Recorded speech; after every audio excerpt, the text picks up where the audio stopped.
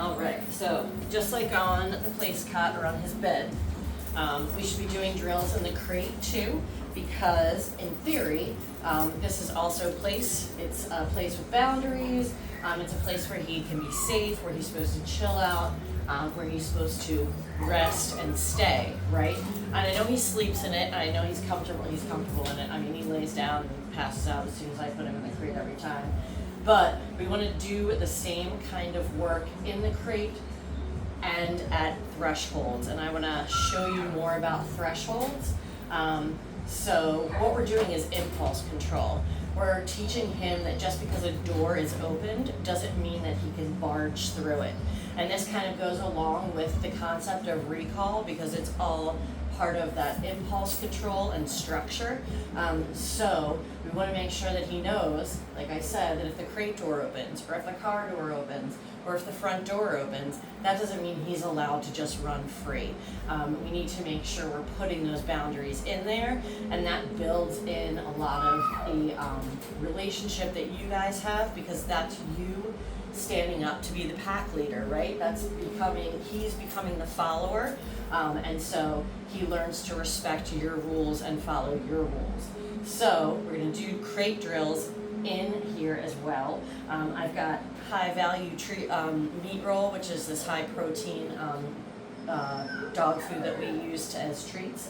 But you can do this with his dinner, with breakfast or dinner. Actually, tomorrow, since tonight don't do it because he will already be worked today. So when he comes home from day training days, you can just put him up, let him rest, because he has already exercised his brain and his body all day long.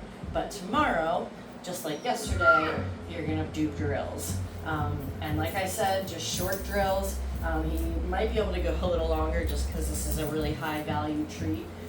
And if you are using treats instead of his kibble, what you can do is just kind of knock back the amount of kibble you're giving him for breakfast or dinner, so that we're not overloading him with calories. That's why we try to use the kibble instead of treats to lure him. So that's why before you bring him to training, I don't want you to feed him breakfast.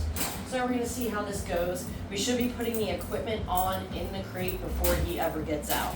And that just sets the tone of, again, that you are the pack leader, that this is what we're doing. And it also desensitizes him to this collar so that it's not just when we go for walks that he's wearing it.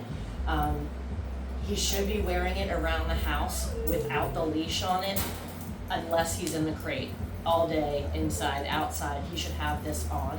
And that just normalizes it, right?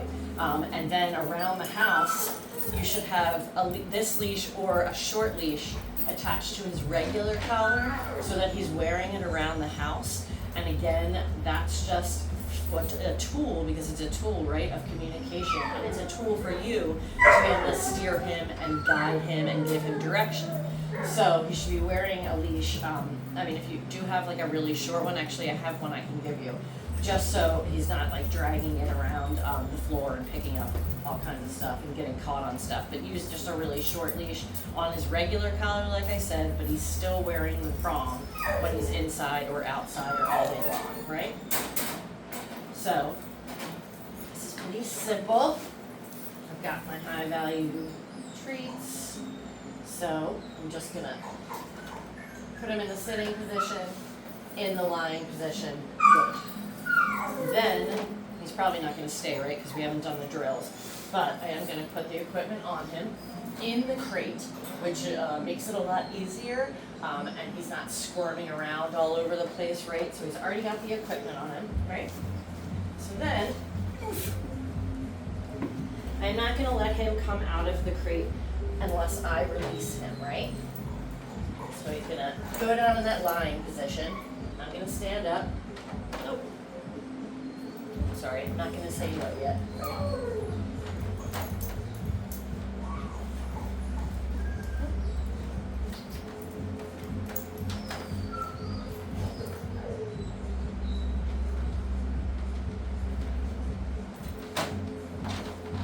And again, this is a thing of patience, right? Okay. Good.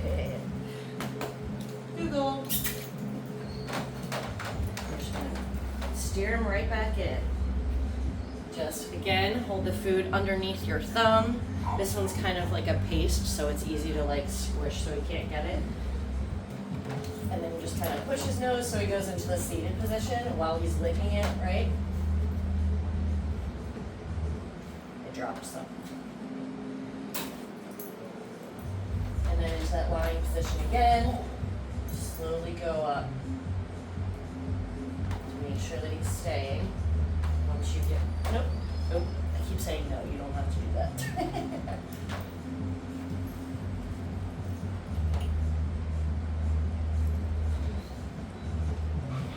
This is rough on your back, so make sure you stretch and do yoga.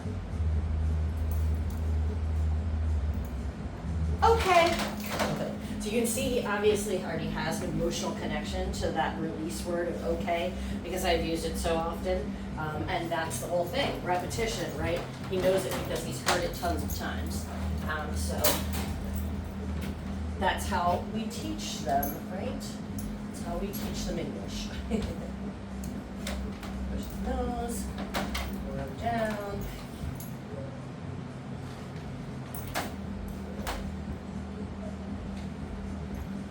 Okay, good boy. Also, so I'm just gonna put him right back in with the food, right?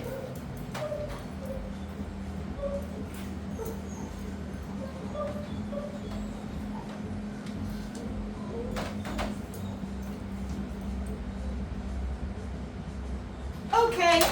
Oh boy.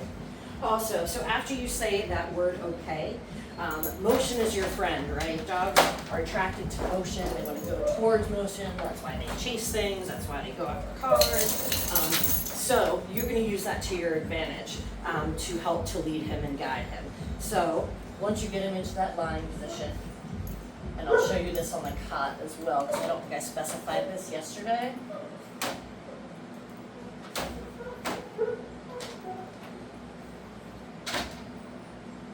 Okay, but once you say okay, you're going to make a backwards movement. Now, sometimes when you're doing this training stuff, you're going to feel silly because you're going to be animated, but you're trying to make yourself the most interesting thing to him. And that goes to all the way to our recall too, because we want him to come back to you, right? We want him to be near you, which means you have to make yourself what he wants to be near. And that's why we use the food, that's why we use toys, we make ourselves exciting, we're animated, we're not just mumbling words, we're being very, we're enunciating our words and just being very clear and concise. So you're gonna make that backward motion because that just helps him to want to follow you, right?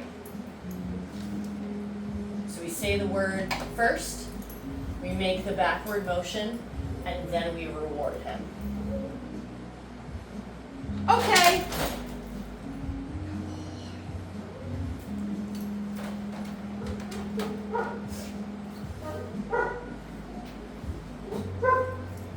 Now we're not building any duration yet because we're just teaching him the command, right? We're teaching him the action. That will be a command. Okay. Boy. He's staying down a little easier, and that's what we want to see because he's starting to make the connection. But that's what I'm asking of him.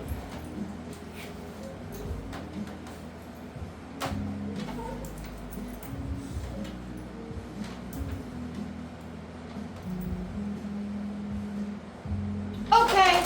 Good boy. It's really cool once you start to see them make that connection. It's just like an aha moment that clicks. It's just a really cool thing to experience. Let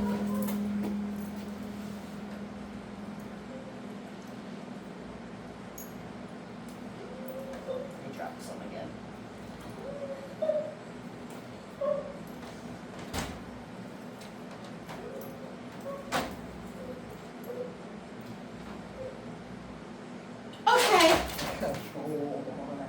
So this is what you're going to do. And I will do several sessions of this today, hopefully waiting him out a little longer. And then maybe we can start to build some duration. But right now, we're just drilling and hammering away on that action to see, so that hopefully he starts offering it to us on his own.